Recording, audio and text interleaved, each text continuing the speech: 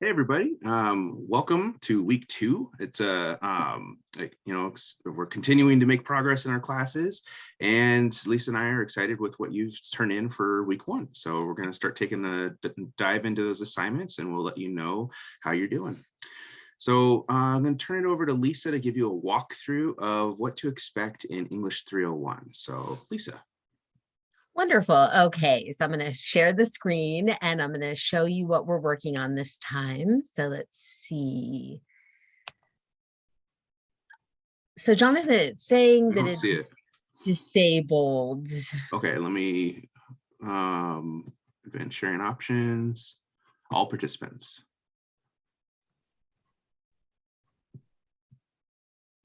Okay, try it now. Okay, wonderful. Here we go. Okay. And so for week 2, again, we're just moving down the module here, and you'll begin with the textbook. And this week's reading is chapter 3 in the textbook.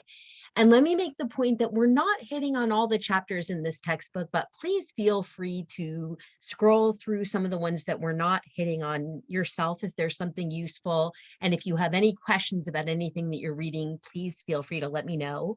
But this week, we're going to be looking at chapter 3. And again, you can make this larger if you want, and then it becomes the whole screen.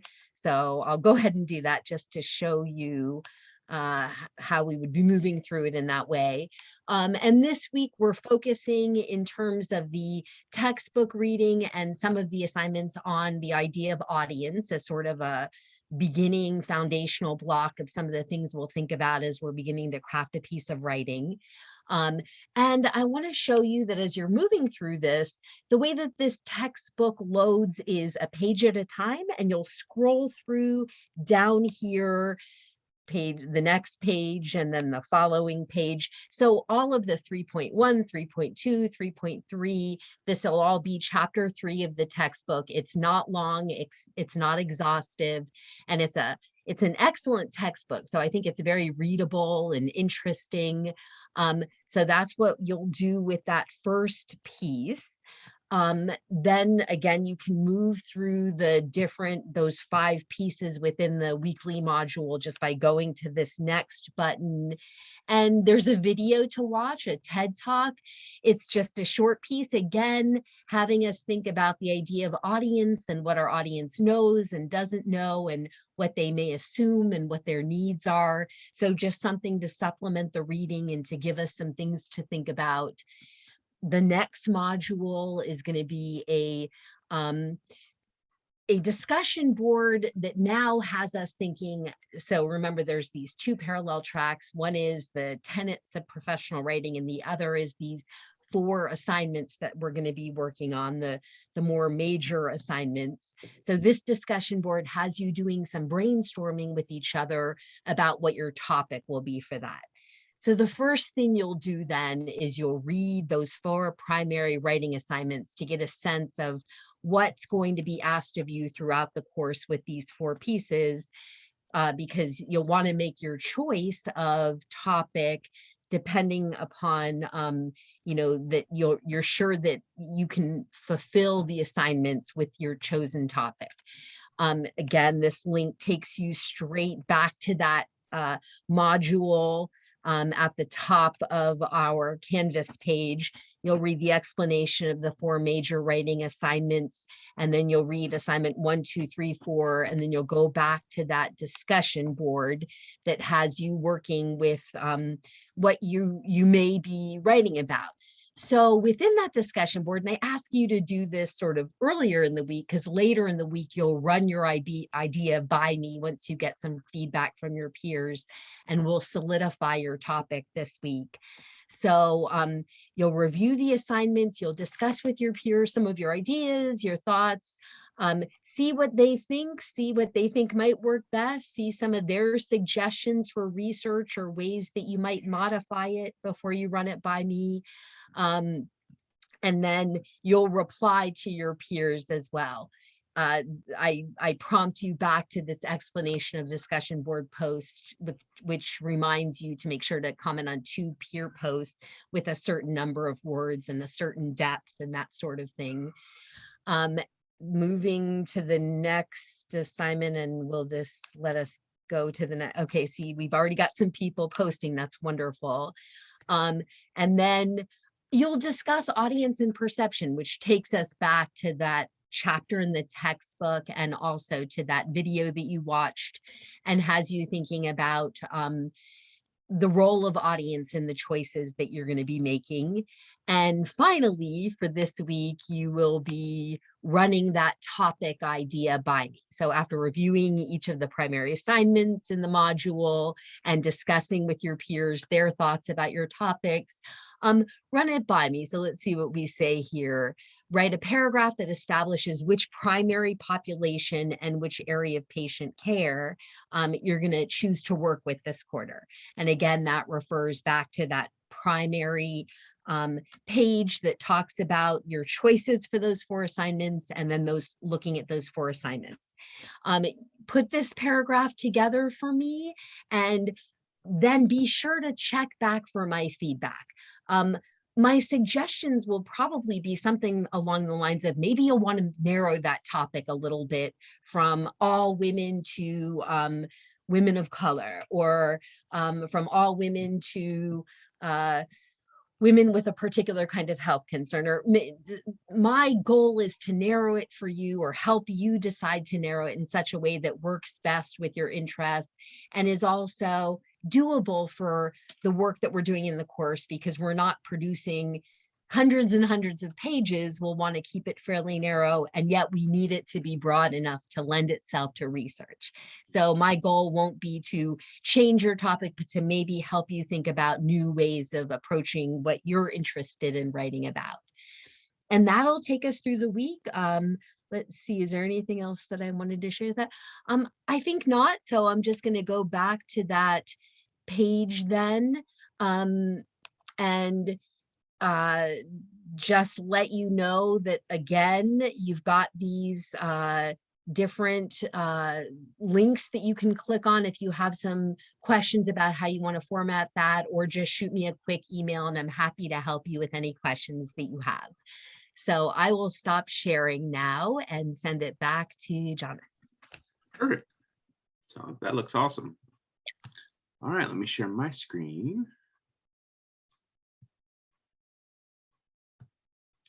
Okay, so in HIM 301, sorry about that. What we're focusing on this week is just validity of data within the medical record itself. So we're going to look at what composes the medical record, what are the required components, and then we're going to take a look at some integrity issues as well. So we want to make sure that the data that exists within the medical record is being captured correctly, is substantive, is are having all the required pieces in order to remain in compliant with the various regulatory authorities. So we've got 3 primary learning objectives, which you can read through. We have, we're focusing on a pretty big chapter, so give yourself some time here. It's just over 40 pages, but you know how HIM pages are. It's like 100 pages, it might as well be. So give yourself some time, do it in chunks. Make sure you do those check your understanding questions, because those are going to help reiterate some of the key points that you need to know. So we're focusing on chapter 4 there. We have 3 supporting videos, which are not terribly long. They're all, I think, sub 10 minutes.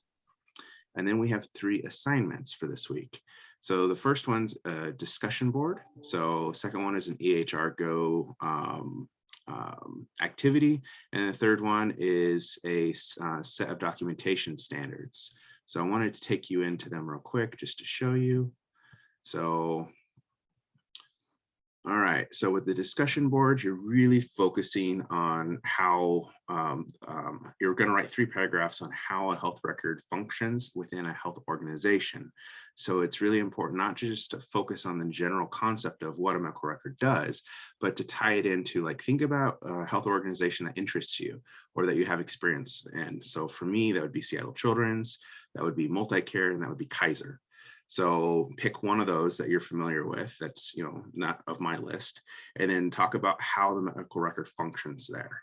So whenever you have information that you're already familiar with, as you're navigating a health system, it's going to give you better data, and it's going to be a lot more applicable as you're taking the theory from the textbook into actual making the assignment. All right, so I've given you a few little tips here that you're going to want to use the HEMA library. We call that the body of knowledge. So for the second assignment, it's the EHR Go, it's EHR documentation standards activity. This is really looking at areas that people can make mistakes. So abbreviations that can stand for multiple things. What are industry-wide standards of documentation? So, and if you deviate, all of a sudden you could have bad data within the record, or it could cause an issue. So this one should take you about an hour to do. And I think it's a pretty standard activity. So there shouldn't be a whole lot here. Some of the objectives here is you're identifying correct healthcare terminology or acceptable terminology. You're identifying the roles and responsibilities of various providers and disciplines to support documentation requirements. You're going to interpret patient medical information as it's seen in the electronic health record. And then you're going to apply current knowledge of electronic health records and appropriate and accurate documentation. All right, your third assignment and final one is a little bit bigger in scope, but it shouldn't be too bad. So you're going to dive into the Joint Commission accreditation manual. So the Joint Commission is our primary regulatory authority for the medical record itself. So I'm going to give you access to the entire chapter for hospitals. We call this one the Record of Care, Treatment, and Services chapter. And then you're going to download a table, which are going to contain the standards. And what you're going to do is you're going to read through the Joint Commission and identify what those standards are. And then you're going to input that onto the table using your own words. So if you do any copy paste, which guess what? It's pretty easy to identify copy paste. So if you get caught doing copy paste, it's a 0 because that doesn't teach you anything. You have to take that information and you have to run it through your brain and you have to put it in your own words on paper. You do that, you're actually learning something. But if you're just doing a copy of a section, pasting it in, you're not learning anything. And then when you go to do this on the job in the hospital, so you're going to run into issues because guess what? You don't really know anything. So, and we want you to know right from the source. All right, so that is it for me. Yeah, I'll stop sharing. And thanks, guys. And let us know if you have any questions, okay? So we're here every Monday from 11:30 to 12:30. And as always, you can email us. Any other notes, Lisa? Just to say that it was a pleasure reading everyone's introductions. It sounds like we have a beautiful group of people in this class. I hope we can use each other as resources and bounce ideas off each other and just make it a stronger and stronger experience for all of us.